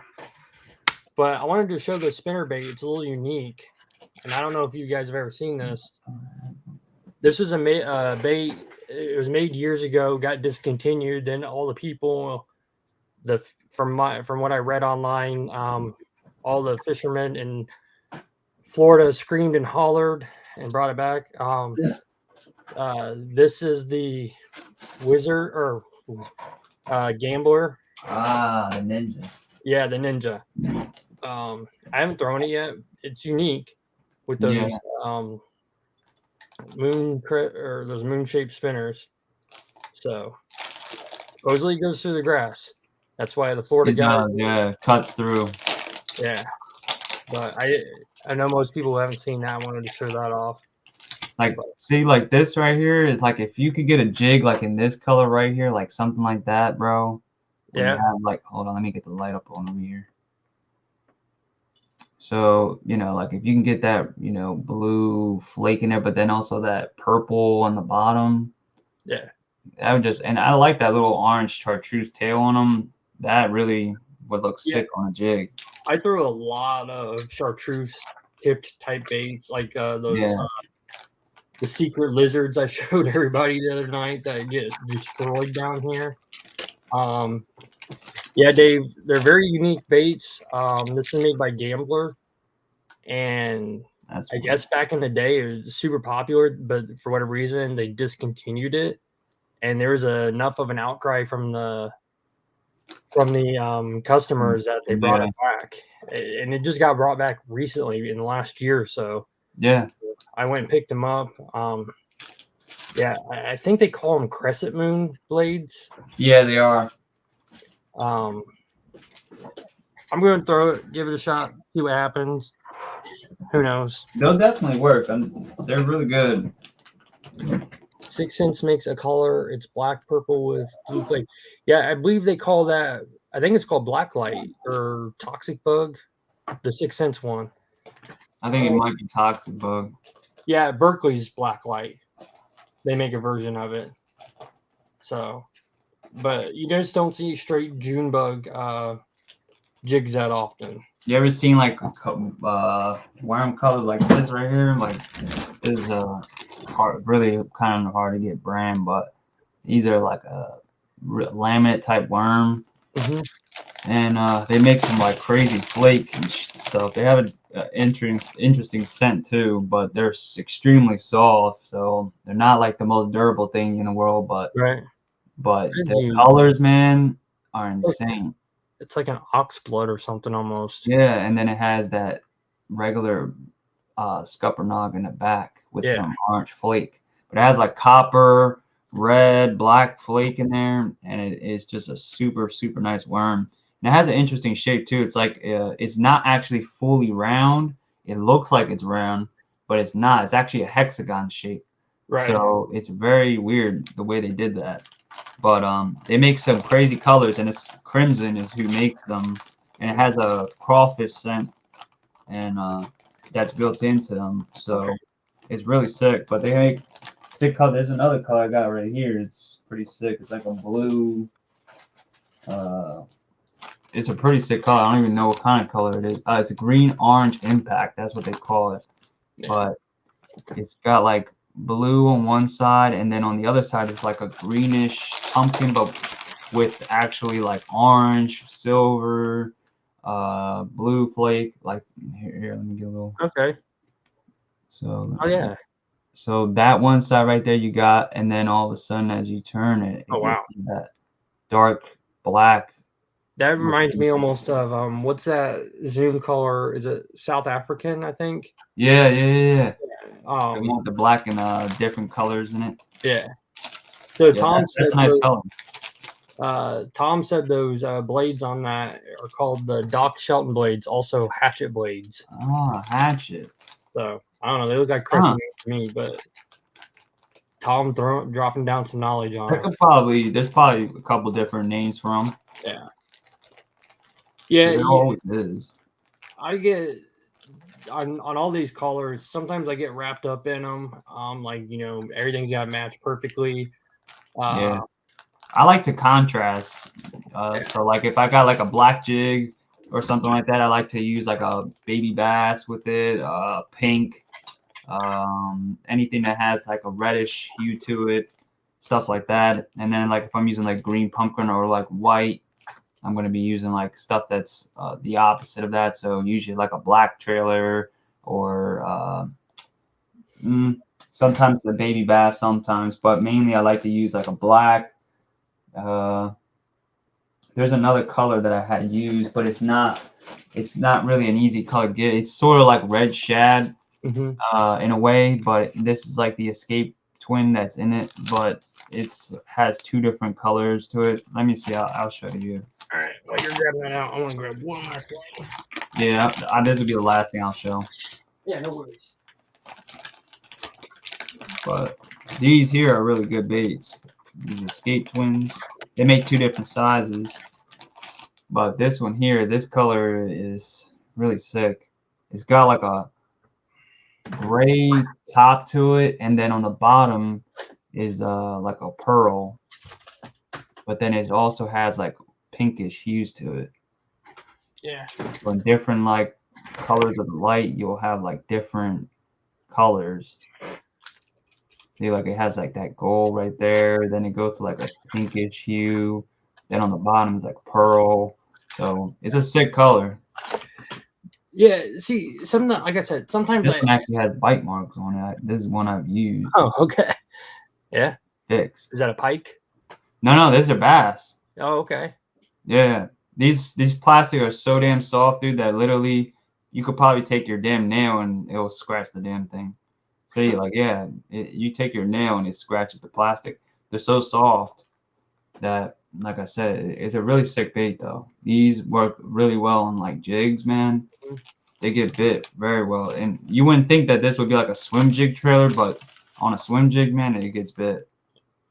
So on collars, like I said, sometimes I could care less. I'm like, oh, it doesn't matter. They're just going to bite the movement. And then sometimes I get wrapped up. I don't know what's right or what's wrong. And it's one of those subject matters that there's a million opinions on. Yeah. But one thing I found interesting, a couple weeks ago, Fishing with Gramps did a live stream. I can't remember the guy's name, but he just won the first. Was he the one that won the kayak? Yeah, is down here in that. Florida. I've actually been on that lake that they did that tournament at on an airboat ride. But anyways, yeah, he was talking about how everybody's doing what they're supposed to do. They're throwing the black and blues, the June bugs and stuff, and they were catching fish. But he switched over to almost an identical bait. It was a biz baits. Their flapping type crawl. Yeah. But it was an ember color, which to easily describe it is just a red and a gray. Yeah. And I guess he won the tournament. So then that makes you go back to say, well, color does matter. Yeah. So I think it does. It's just that, sometimes you get that luck where you just catch them on anything, and that's because you probably found fish. Yeah. And it wasn't the fact that you were just kind of like finding certain fish here and there and actually trying to trigger a response. They were just already fired up or very hungry, and you caught them back to back. Because I've had that times where, I just started catching them like crazy, and it didn't actually matter what I was throwing. I was just throwing whatever. And then there were times where like it seemed like certain baits were definitely working a lot better than others. So it definitely has its time and place, like, with most things. Yeah. So I showed this the other night. It definitely shows up. This is cotton candy chartreuse by Zoom. Kind of like a light purple going into a chartreuse tail. Yeah, that's a cool, nice color. My buddy showed me this as I was explaining. It destroys. No matter wherever I fish this, it's a fish catcher, no doubt about it. If there's fish there, you're going to catch them on this particular. Yeah. And when we throw them on 4-aught hooks. The lizard's a good bait, man. With a 1/32 ounce weight. But most of you guys know on Instagram, have you guys ever heard of Pig Jigs? What was his name? Pig Jigs, small time maker. I think I might have heard him. Yeah, he does custom jigs, hand ties them, the whole 9 yards. Well, I showed him. I was like, hey, go to Dick's, get some of these, and make me a jig to match them. And he did the best he could. But this is what he came up with. That's pretty sick, dude. That reminds me of the damn bottom up jig spinner bait I got. This thing's fire. Yeah. It reminds me like that. It has like the chartreuse blades with the pink blade, the pink head. That's pretty cool. Yeah, he made this for me now I typically will rig a Fat Albert on it because you can make this color in Fat Albert. But it definitely works. These are my two these are like my most used colors right here in the lizard, which is right here, and then these actually right here are actually even from like plastics that I had like 10 years ago, and I have only like 2 left, so I just put them with the black. But these are my 2 best colors in the lizard. Is that like a mustard color? It's like a green pumpkin, yeah, like green pumpkin, I guess, like brown. It Okay. has like a brown little layer on the top, and then just green, like sort of like lighter green in the bottom. But it's just black in this color. But these two literally are my number 2 colors. The only 2 colors I really use. So what about you guys in the chat? What's your secret color so I can start using them? I mean, I think everybody has a confidence collar that they'll go back to. Like if I'm throwing a Z-Man minnow, I'll try all the different ones, but I always end back up at their mud minnow. I think it's called mud minnow. It's just a variation of a shad. It's got a little bit more brown in it.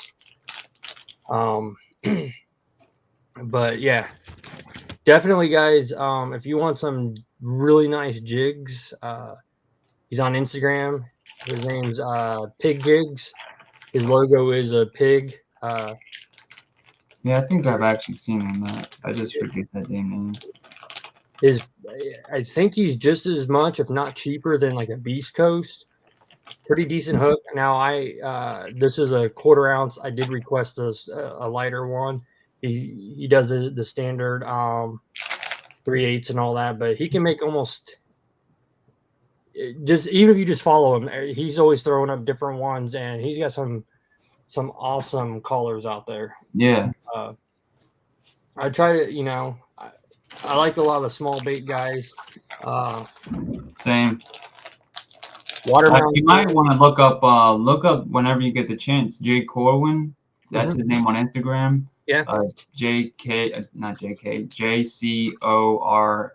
JCORWIN, and he makes like a bunch of small, brand baits. He all makes them all himself, and then also if he is gonna soft plastic wise, he doesn't buy the mold from like Do It or anything. He actually got them made from a company called Row Innovations, and they make molds for companies and even swim baits.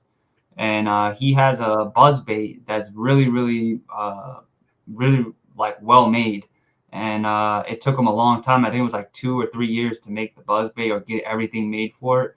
And like I said, he calls it the Cyclops, and it has an eye on the bottom. It's actually very similar to the Squeaky Dolphin. Okay. But it doesn't have that grommet in the middle. The Raid actually makes a buzz bait that's very similar to the Squeaky Dolphin as well, and they have it on the HookUp, and it has like a little rivet on it, and it makes like a very, very loud squeak, and it's like already tuned into the wire, so you don't have to worry about breaking it in or whatever. And like I said, that Cyclops buzz bait, it has like some really nice wire. The blade on it is very nice. The head is a very good shape. The skirt is perfect. The hook is the right size. It's just like I said, it's just like a perfect buzz bait, and it's a good price. And it even comes in this real beautiful like little box, the buzz bait. And so yeah, and like I said, he's a small brand, so it's a pretty cool company, to support. Yeah, I mean, living in Florida, there's a lot of bait manufacturers out here. There are a lot of old timers, so they don't mess with Instagram and all that, but they're local legends per se. Yeah. There's one company. I don't think I have anything of theirs. Let me look very quickly. Yeah.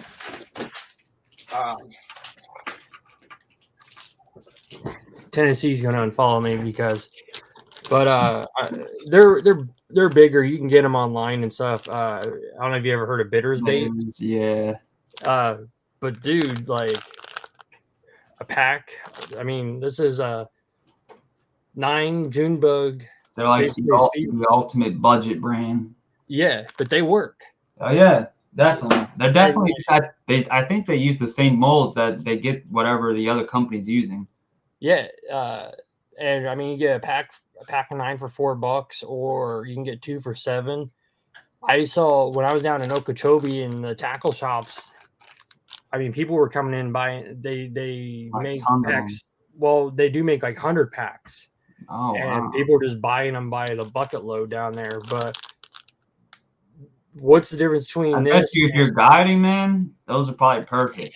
Yeah, and they have every color you can imagine and then some. But Tom likes watermelon candy. Yeah, watermelon candy does good. I'll tell Yeah. you the one that I'm the least successful on is green bug or green pumpkin. You know, everybody's like green pumpkin, green pumpkin. It doesn't work for me. Hmm. I don't know. I don't That's know. interesting. But I wonder why that is. yeah, Hmm. I don't know.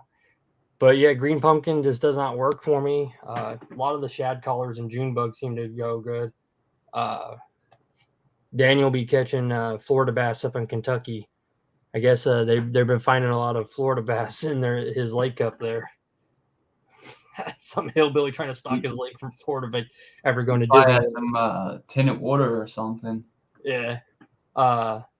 Yeah, I don't I've do. always wanted that though, like if you know, because they have taken obviously like Florida bass and moved it to like California and things like that. I've always wondered what if they just took the Florida strains and brung them up here, and you know they adapted and you know made it with the northern strain up here. You know how that would you know work out. I don't know. I don't know if anybody can handle Florida bass. I mean, they're monsters down here. They're aggressive. Like Yeah. they, I don't know. They're like gangsters. I mean, they bite to bite. But you're speaking of moving fish. So something interesting. We went to Thanksgiving to I think it's called Lost Lake. It's up in Tennessee. It's it's the biggest underground lake in the United States. It's in a cave. Anyways, you go in there and you can take a boat ride.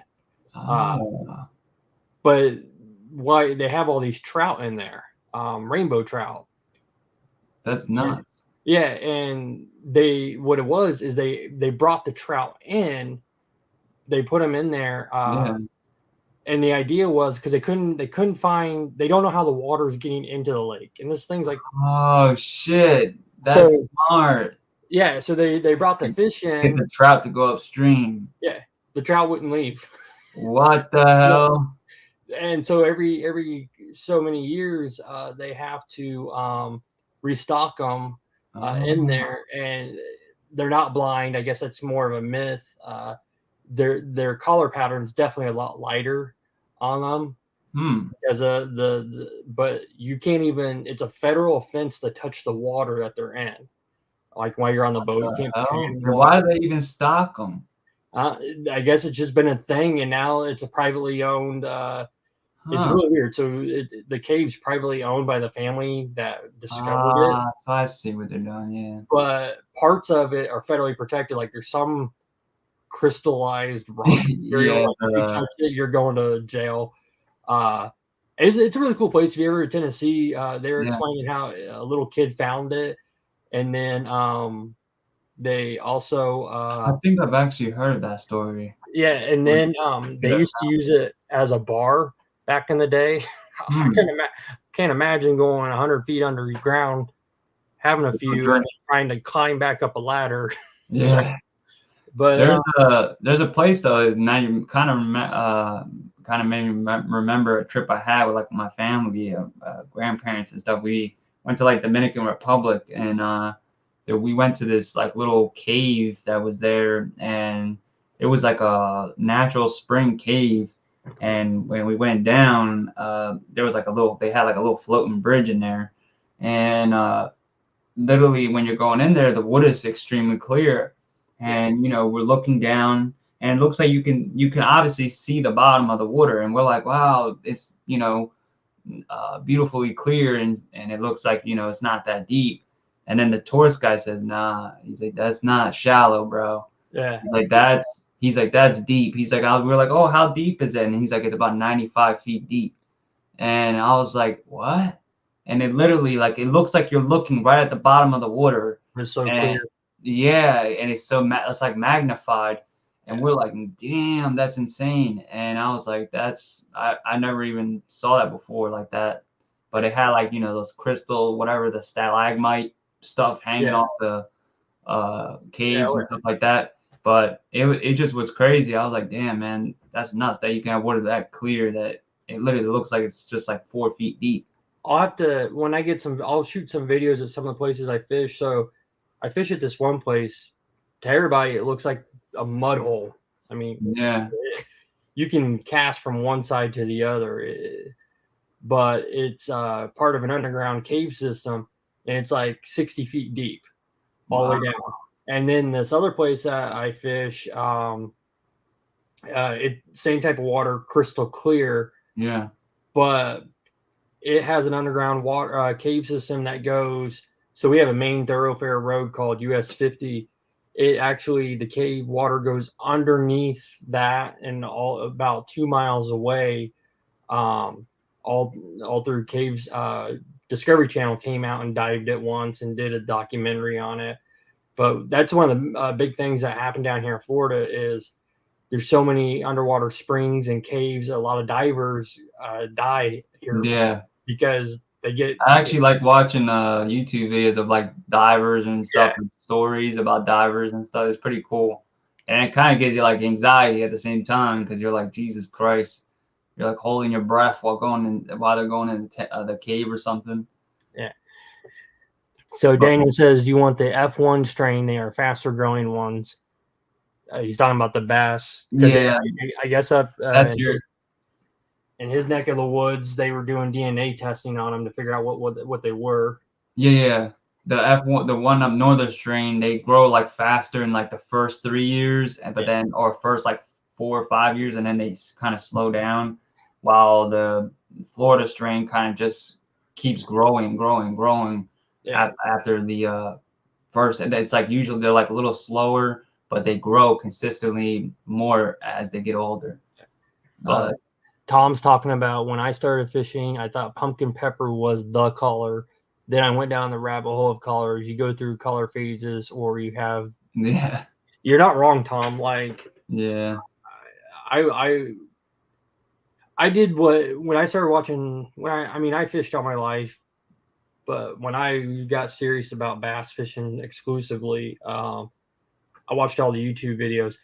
And I took every piece of advice that Debo and Gramps and Fluke Master and so on and so forth gave, except one. They all said, don't go out and buy a bunch of tackle. Just start here. No, I bought it all.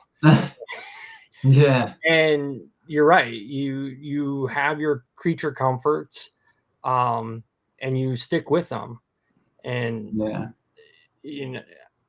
I try the whole, well, is the water clear, dark, is it sunny out? I mean, I live in Florida. It's always sunny.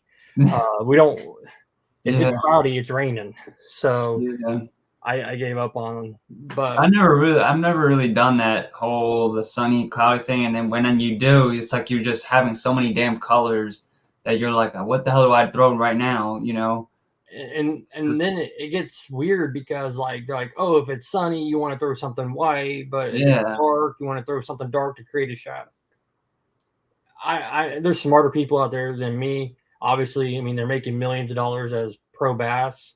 But then isn't white supposed to be more visible because it's brighter? Like I'm confused. Exactly. I stick to the shad colors. They seem to do really well down here because even my bluegill are dark.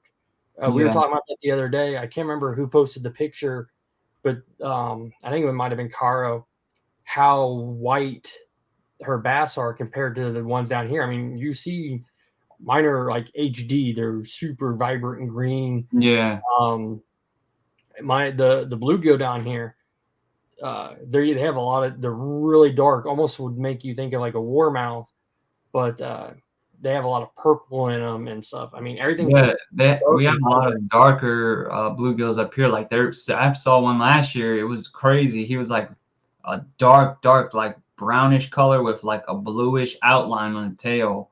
It looks sick. And then he had like a little orange on his like neck, and it might have been a female, but like I said, and then we had a couple other like red ears, and then most of the other ones, they're just like green sunfish or whatever the hell they are, the green bluegill, Yeah. pumpkin sea, whatever it is, but they mainly are just green with like a goldish hue to them, and that's why I swear that green color, like a greenish or perch color, gets bit so well because it just mimics like that bluegill color that we have here, and it just gets bit. And Kara says it's because the water she's been fishing is muddy. Yeah, Um, that'll make the bass like real white. yeah, but yeah, and I agree.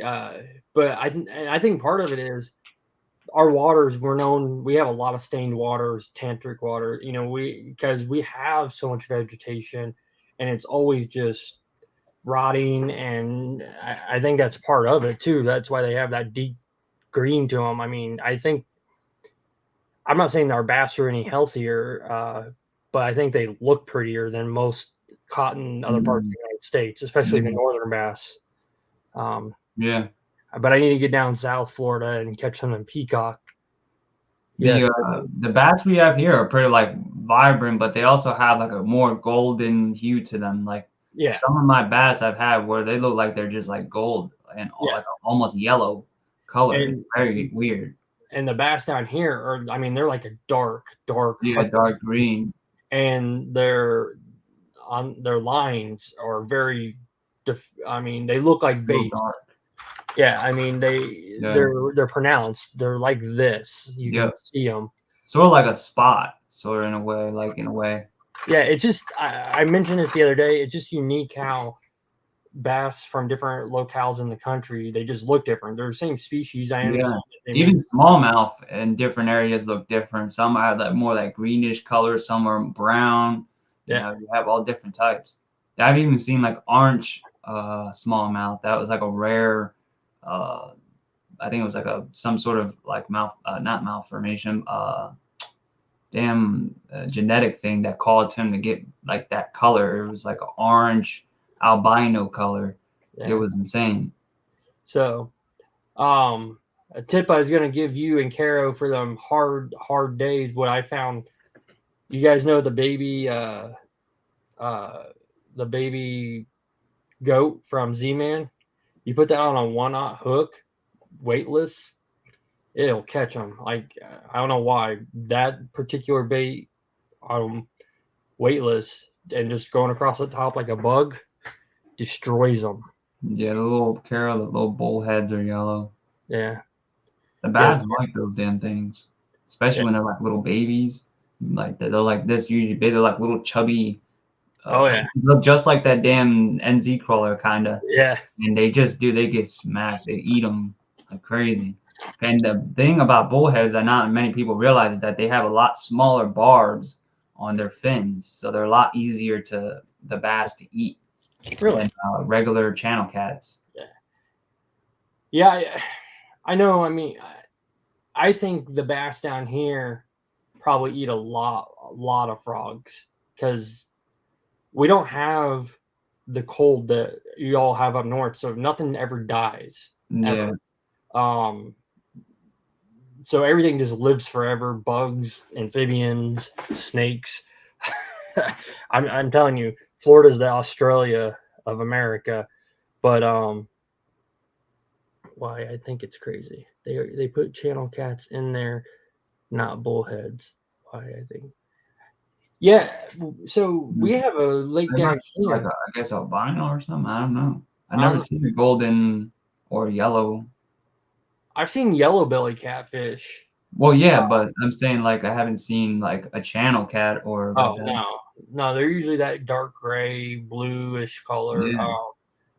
But yeah, we have a lake down here that's a bass lake, and they've started stocking it with catfish. I don't know what the reasoning is behind it. That's weird. Yeah, channel cats are pretty good eating. Yeah, Some guys like them. Yeah, I've had my share of catfish. So, but anyways, guys, we've been on here for 2 hours.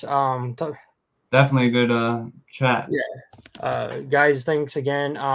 Remember, share with your friends and everybody. I want to give that rat Benny away, so somebody can catch a fish on it. And Once again, Matt, thanks for coming in. Appreciate it. Yeah, no problem, man. See you guys all later. Easy, guys.